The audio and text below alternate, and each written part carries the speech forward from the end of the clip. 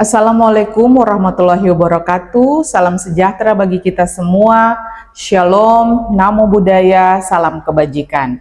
Perkenalkan, nama saya Desembra Sohilait, dosen pada program studi administrasi pendidikan, Fakultas Keguruan dan Ilmu Pendidikan Universitas Patimura. Pada kesempatan ini, saya akan memaparkan pernyataan diri dosen dalam unjuk kerja Tridharma Perguruan Tinggi, khususnya pada bidang pengajaran. Tridharma Perguruan Tinggi pada bidang pengajaran akan disampaikan pada mata kuliah Manajemen Sarana Prasarana Pendidikan dengan bobot 2 SKS yang merupakan mata kuliah wajib bagi mahasiswa semester 2. Mata kuliah Manajemen Sarana Prasarana Pendidikan akan membahas tentang konsep dasar manajemen sarana prasarana pendidikan, ruang lingkup dan cakupan manajemen sarana prasarana pendidikan, bagaimana melakukan analisis rencana kebutuhan sarana prasarana, serta memahami standar sarana prasarana satuan pendidikan. Proses perkuliahan ini memiliki 3 aspek, yaitu delivery, interaction, dan assessment dengan menggunakan model pembelajaran case method, di mana mahasiswa akan diberikan studi kasus dan melakukan analisis sarana prasarana pendidikan. Capaian pembelajaran lulusan pada mata kuliah ini yaitu mahasiswa memiliki kemampuan untuk membuat keputusan yang tepat dan profesional berdasarkan analisis informasi dan data, serta mampu memilih berbagai solusi alternatif baik secara mandiri maupun bersama tim dalam menyelesaikan masalah pengelolaan pendidikan, pembelajaran, dan layanan perkembangan peserta didik. Dari CPL yang dijabarkan, maka CPMK yang diharapkan adalah mahasiswa mampu memahami, pertama, konsep dasar manajemen sarana prasarana pendidikan, yang kedua, ruang lingkup dan cakupan manajemen sarana prasarana pendidikan, yang ketiga, analisis rencana kebutuhan sarana prasarana, yang keempat, standar sarana prasarana satuan pendidikan, yang kelima, manajemen ruang kantor, yang keenam, manajemen ruang belajar, yang ketujuh, manajemen perpustakaan, yang kedelapan, manajemen gedung, dan yang kesembilan, manajemen laboratorium dan menganalisis tujuan pelaksanaan manajemen sarana prasarana pendidikan di sekolah. Dalam memaksimalkan proses pembelajaran didukung dengan referensi buku-buku teks tentang manajemen sarana prasarana pendidikan, jurnal ilmiah terkait manajemen sarana prasarana pendidikan, peraturan perundang-undangan terkait standar sarana dan prasarana pendidikan, serta contoh-contoh studi kasus terkait manajemen sarana dan prasarana pendidikan. Pemenuhan atas capaian pembelajaran, komponen, dan bobot dengan presentasi, partisipasi 20%, tugas 25%, UTS 25%, dan UAS 30% dengan total bobot 100%. Kelulusan mahasiswa berdasarkan standar Universitas Patimura, di mana mahasiswa dengan rentang nilai angka 45-100 atau dengan huruf A, B, C, dan E. Demikianlah penjabaran dari aktivitas delivery, interaction, dan assessment pada mata kuliah Manajemen Sarana Prasarana Pendidikan. Berikut kami tayangkan video pembelajaran. Selamat menyaksikan. Baik, Assalamualaikum warahmatullahi wabarakatuh. Salam sejahtera bagi kita semuanya. Selamat berjumpa lagi dalam mata kuliah Manajemen Sarana Prasarana. Hari ini kita ada dalam pertemuan kedua untuk sama-sama belajar tentang ruang lingkup sarana prasarana pendidikan dan bagaimana menganalisis sarana prasarana pendidikan baik di sekolah dasar, sekolah menengah pertama, SMA maupun sampai di tingkat universitas. Baik, sebelum kita memulai kelas, mari selaku orang percaya kita berdoa untuk mendahului semua proses yang akan kita lakukan saat ini. Bagi teman yang sudah bersedia untuk berdoa, dipersilakan.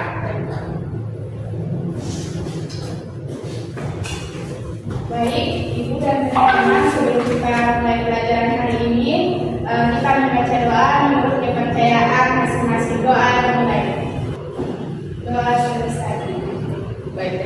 Fitri, silakan duduk.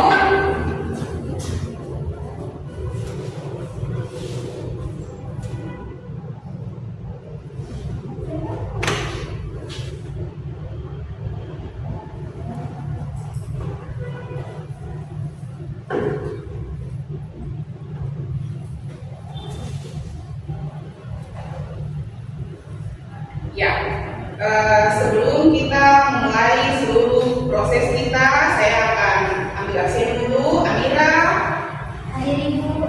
Devita, Yuyun, Hadir Ibu. Werna, Nisa, Hadir Ibu. Kaila. Hadir Ibu. Baik, terima kasih. Nah, sekarang kita akan belajar tentang ruang lingkup sarana prasarana pendidikan. Tetapi sebelum kita masuk pada ruang lingkup sarana prasarana pendidikan, saya ingin mereview kembali pertemuan pertama kita tentang konsep dasar dari sarana prasarana pendidikan. Kira-kira adakah yang masih mengingat tentang materi kita di minggu kemarin? Baik, silakan Kaila. Terima kasih atas kesempatan Ibu. Ini saya izin menjawab. Jadi untuk minggu kemarin kita belajar tentang konsep dasar manajemen sarana prasarana pendidikan. Jadi manajemen sarana prasarana pendidikan itu merupakan suatu proses pengelolaan aset pendidikan ataupun barang yang secara langsung maupun tidak langsung menunjang proses pembelajaran. Nah, tujuannya itu untuk memastikan ketersediaan dan pemeliharaan sarana dan prasarana pendidikan. Baik, terima kasih. Mari kita berikan tepuk tangan. Untuk pertemuan kita yang kedua ini, capaian pembelajaran yang harus kita capai pada pertemuan ini adalah teman-teman memiliki kemampuan untuk membuat keputusan yang tepat dan profesional berdasarkan analisis informasi dan data serta mampu memilih berbagai solusi alternatif baik secara mandiri maupun bersama tim dalam menyelesaikan masalah pengolahan pendidikan, pembelajaran, dan layanan perkembangan peserta didik. Hari ini, indikator pencapaiannya itu teman-teman harus memahami apa yang disebut dengan ruang lingkup sarana prasarana pendidikan dan bagaimana cara menganalisis sarana prasarana pendidikan di sekolah. Ya, seperti yang kita ketahui bersama, manajemen sarana dan prasarana pendidikan merupakan salah satu aspek yang penting dalam sistem pendidikan yang bertujuan untuk memastikan ketersediaan, penggunaan, serta pemeliharaan fasilitas guna menunjang efektivitas proses pembelajaran. Kenapa sampai sarana prasarana pendidikan ini penting? Karena jika sekolah dia tidak memiliki sarana dan prasarana yang tidak lengkap, yang tidak memadai, maka proses pembelajaran di sekolah itu tidak bisa berjalan dengan baik. Saya kasih contoh, kalau teman-teman datang kuliah tidak ada kursi, apakah teman-teman bisa mengikuti pelajaran dengan baik?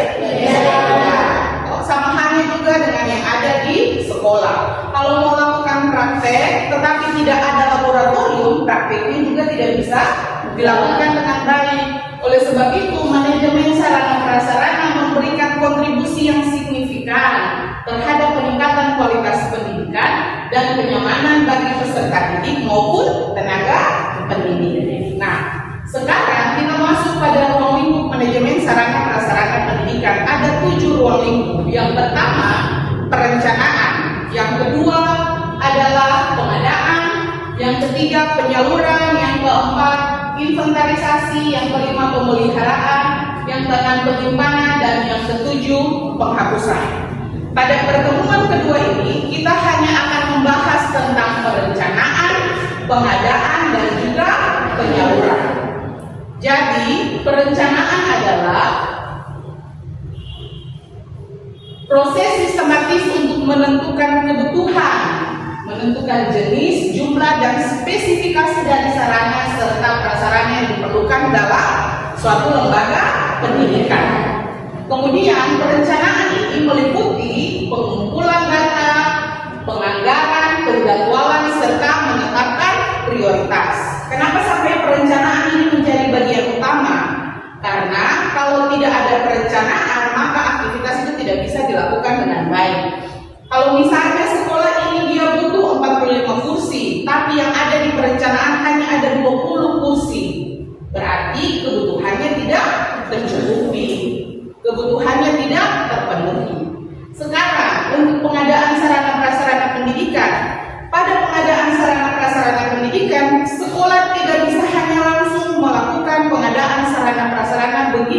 saja. Maksudnya begitu saja itu hanya mengikuti kebutuhan, tidak. Tapi ada standar yang harus diperhatikan untuk pengadaan sarana prasarana pendidikan. Standarnya itu ada di mana?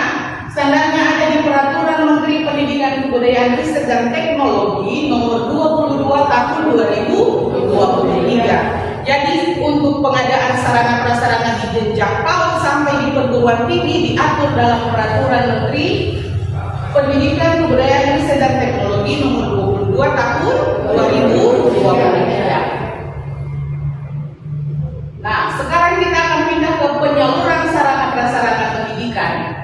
Penyaluran sarana prasarana pendidikan adalah proses mendistribusikan barang sarana prasarana yang tadi itu yang sudah direncanakan, kemudian dilakukan pengadaan dan didistribusikan ke sekolah. Nah, prosesnya yaitu menyalurkan sarana prasarana pendidikan dari instansi yang satu ke instansi yang lain atau dari pusat ke sekolah. Tujuannya apa? Tujuannya untuk memastikan bahwa fasilitas dan peralatan yang dibutuhkan untuk proses pendidikan tersedia di waktu yang tepat, tersedia untuk tempat yang tepat. Jadi proses pengadaan sarana prasarana pendidikan mulai dari perencanaan, pengadaan sampai di penyaluran itu membutuhkan waktu dan tempat yang tepat. Nah, bagaimana tugasnya teman-teman sebagai anak-anak administrasi pendidikan? Teman-teman harus cakap dalam melakukan analisis perencanaan. Teman-teman harus cakap dalam melakukan proses pengadaan. Sampai teman-teman juga harus cakap dalam melakukan proses penyaluran. Kenapa? Teman-teman nantinya akan ada sebagai orang-orang yang berfungsi aktif di sekolah. Oleh sebab itu, hari ini materi dan metode pembelajaran yang saya lakukan yaitu menggunakan metode case method. Dari studi kasus, kita semua akan belajar menganalisis perencanaan, pengadaan sampai dengan penyaluran sarana prasarana pendidikan. Sekarang saya akan bagi kita dalam 3 kelompok. Ada kelompok perencanaan, kelompok pengadaan, dan kelompok penyaluran. Ini studi kasusnya. Studi kasusnya terkait dengan pengelolaan sarana dan prasarana pendidikan di sekolah menengah atas di daerah terpencil. Latar belakangnya, di sebuah kabupaten di Indonesia terdapat sekolah menengah atas atau yang disebut dengan SMA, di mana sekolah ini terletak di daerah terpencil dengan populasi lebih dari 1.000 siswa. Sekolah ini memiliki masalah signifikan dalam hal sarana dan prasarana pendidikan. Banyak fasilitas yang sudah tidak layak pakai, sejumlah besar siswa tidak memiliki akses yang memadai untuk pembelajaran yang efektif, serta pemerintah setempat telah mengalokasikan dana untuk pengadaan sarana dan prasarana pendidikan. Namun, ada tantangan besar dalam hal perencanaan yang efektif, pengadaan barang yang tepat, dan penyaluran bantuan yang tepat serta sesuai dengan kebutuhan. Masalahnya, di perencanaan sarana prasarana pendidikan, kepala sekolah bersama dengan pihak dinas harus merencanakan dengan cermat kebutuhan sarana dan prasarana untuk mendukung proses pembelajaran. Untuk pengadaan barang dan fasilitas harus dilakukan dengan menggunakan dana yang terbatas. Pengadaan barang memerlukan pemilihan vendor yang sesuai dan proses yang transparan. Dan untuk masalah yang ketiga yaitu masalah penyaluran sarana prasarana. Setelah barang-barang dan fasilitas disediakan, tantangan terbesar bagi sekolah itu adalah mereka harus memastikan bahwa barang tersebut yang sudah direncanakan dan yang sudah dibeli didistribusikan tepat waktu ke sekolah yang membutuhkan. Itu masalahnya. Sekarang pertanyaan yang nanti teman-teman akan lakukan untuk menganalisis kebutuhan sarana prasarana untuk kelompok perencanaan, yang pertama harus melakukan identifikasi kebutuhan. Untuk identifikasi kebutuhan, bagaimana cara mengidentifikasi dan bagaimana untuk merencanakan kebutuhan. Dan yang kedua, harus melihat prioritas kebutuhannya.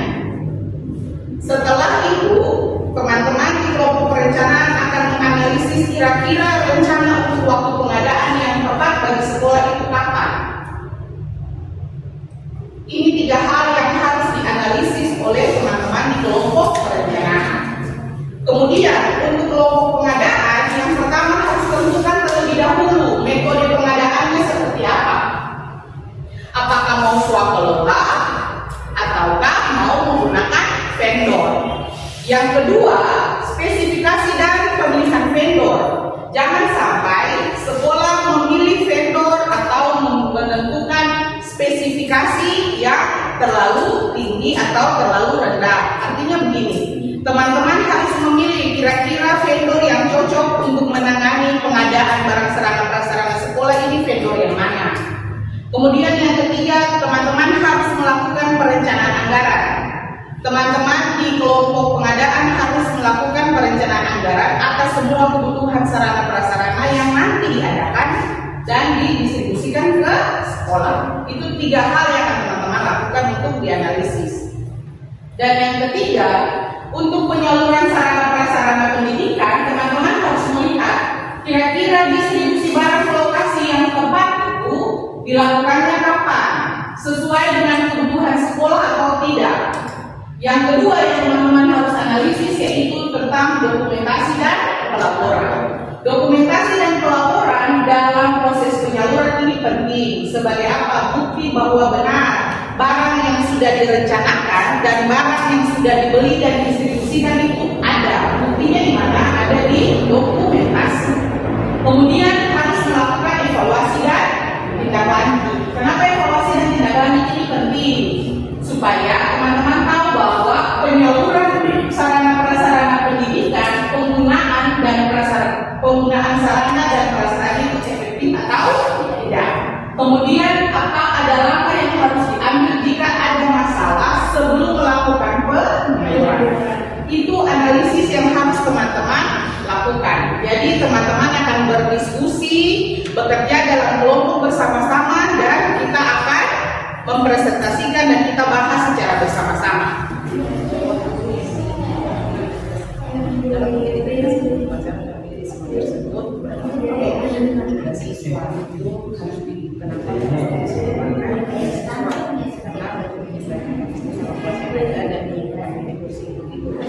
Selesai, yang masih itu masih diidentifikasikan.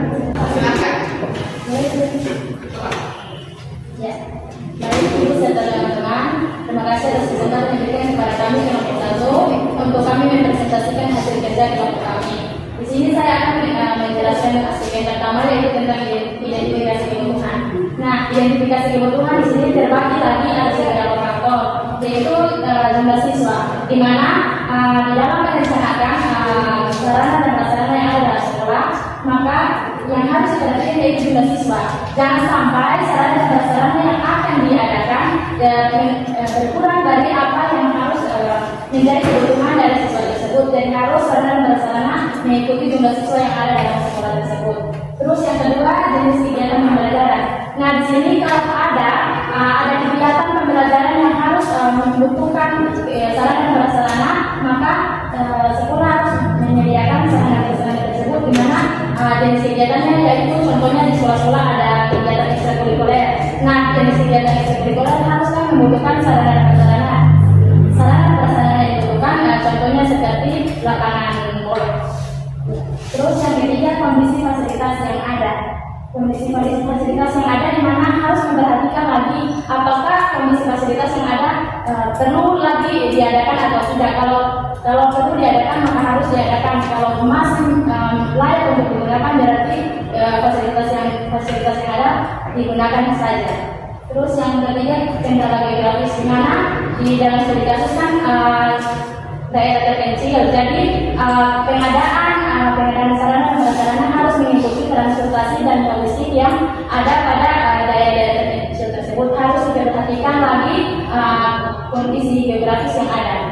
Dari studi kasus yang tersedia, kelompok kami juga mendapatkan temuan kami yang pertama itu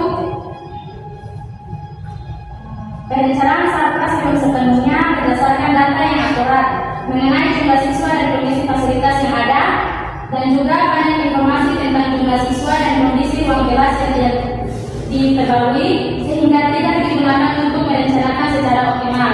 Nah, berdasarkan temuan kami merekomendasikan beberapa hal. Yang pertama, melakukan inventarisasi. Inventarisasi di sini yaitu mencakup pendataan, penulisan dan juga pelaporan. Jadi barang-barang yang ada itu harus didata, harus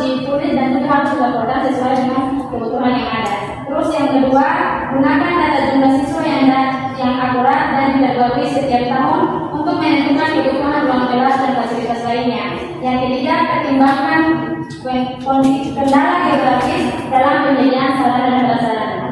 Demikian dari saya kembalikan ke materi selanjutnya. Sekian materi-materi yang kami paparkan, kurang lebihnya kami mohon maaf. Assalamualaikum warahmatullahi wabarakatuh. Selamat siang dan salam. Terima kasih.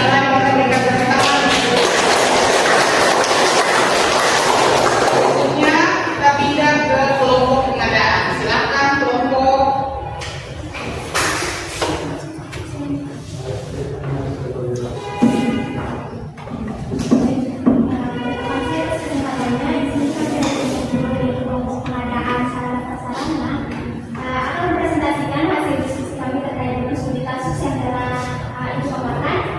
Yang pertama saya akan menjelaskan terkait dengan metode pengadaan sarana prasarana.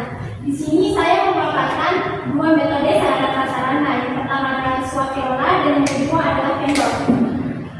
Swakelola, apa itu swakelola? Swakelola yaitu pengadaan barang yang dilakukan sendiri oleh pihak sekolah dengan vendor lokal. Tetapi dalam metode swakelola ini dia memiliki beberapa kelebihan dan kekurangan. Kelebihan dari swakelola yaitu kontrolnya itu lebih besar terhadap kualitas dan harga. Tetapi ada kelemahannya. Apa itu kelemahannya? Kelemahan dari swakelola ini dia membutuhkan sumber daya manusia yang andal untuk mengelola dan mengontrol pengadaan barang. Yang kedua itu ada penyedia atau vendor. Penyedia atau vendor itu perusahaan yang menyediakan barang atau jasa. Kelebihan dari vendor ini lebih cepat dan mudah, tetapi dalam penyediaan vendor itu kita harus lebih teliti lagi. Kenapa? Untuk memastikan harganya itu dia sesuai dan kualitasnya itu dia bagus. Jadi rekomendasi dari kelompok kami itu rekomendasinya kami menggunakan metode lebih bagus untuk menggunakan metode penyedia. Kenapa? Penyedia atau vendor. Kenapa? Karena untuk barang-barang yang tidak dapat diproduksi atau disediakan dari pihak sekolah itu bisa disediakan oleh pihak vendor atau perusahaan penyediaan barang dan jasa seperti peralatan teknologi dan bahan-bahan bangunan dan lainnya. Terima kasih. Yang kedua saya persilakan. Jadi berdasarkan apa yang telah disampaikan dari 3 poin tersebut, kami dari kelompok penyaluran sarana prasarana memberikan rekomendasi berupa distribusi barang perlu didukung dengan adanya jadwal pengiriman yang jelas, vendor berpengalaman, logistik yang memadai, dan petugas resmi. Dokumentasi lengkap seperti berita acara, foto dan laporan, kemudian pengadaan wajib disiapkan. Setelah penyaluran dilakukan, perlu dilakukannya evaluasi, tangani masalah dan survei kepuasan untuk perbaikan di masa yang akan datang. Ya, sekian dari kelompok kami. Terima kasih.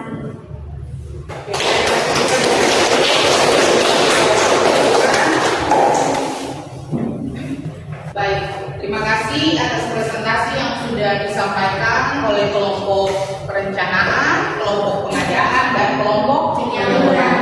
Berarti berdasarkan apa yang telah teman-teman analisis, berdasarkan kasus yang terjadi di SMA negeri di daerah terpencil, maka ada kesimpulan yang dapat kita ambil secara bersama-sama, yang mana berdasarkan analisis yang dilakukan dapat disimpulkan bahwa proses perencanaan, pengadaan, dan penyaluran sarana dan prasarana di SMA daerah terpencil ini memiliki tantangan yang cukup besar, di mana anggaran terbatas, tetapi jika perencanaan dilakukan dengan tepat dan pengadaannya efisien, maka kebutuhan sekolah itu bisa terpenuhi untuk sarana dan prasarana pendidikan. Mari kita berikan apresiasi.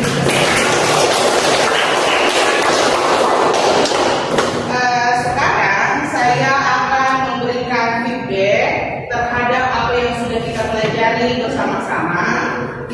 Mari kita sama-sama menjawab 10 pertanyaan untuk materi hari ini, perencanaan, pengadaan, dan penyaluran. Baik, pertanyaan yang pertama. Tahap paling awal dalam manajemen sarana dan prasarana pendidikan ada pemeliharaan, perencanaan, penghapusan, dan penggunaan. Kita pilih perencanaan. Apakah ini benar? Oke, baik, benar. Yang kedua, salah satu tujuan utama manajemen sarana dan prasarana pendidikan adalah A. Mengutamakan pembangunan gedung, mengurangi beban kerja, meningkatkan kualitas interaksi guru dan siswa, dan yang terakhir membatasi jumlah kegiatan ekstrakurikuler. Jawabannya apa? Meningkatkan kualitas interaksi guru dan siswa. Kita pilih ya. Oke. Satu soal yang belum dijawab. Data yang paling relevan untuk dianalisis dalam penyembuhan kebutuhan sarana prasarana pendidikan. Jumlah siswa. Baik. Oke, kita lihat skornya. Apakah benar? Benar.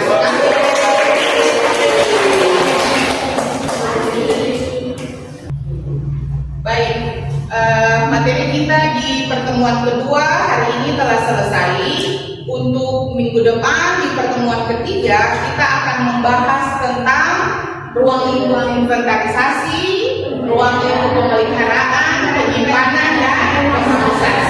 Jadi saya harap apa yang tadi kita pelajari bersama-sama teman-teman mahasiswa bisa paham dan mempersiapkan diri untuk ada pada pertemuan berikutnya. Selamat siang teman-teman.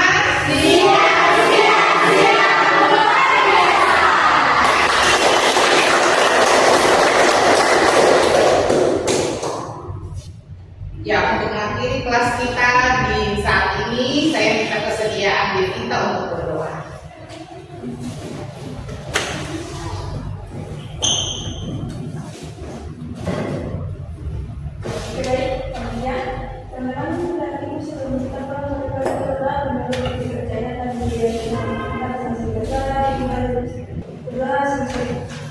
Baik, terima kasih. Sampai jumpa. Demikianlah video pembelajaran yang saya tampilkan. Assalamualaikum warahmatullahi wabarakatuh. Salam sejahtera bagi kita semua. Shalom, namo buddhaya, salam kebajikan.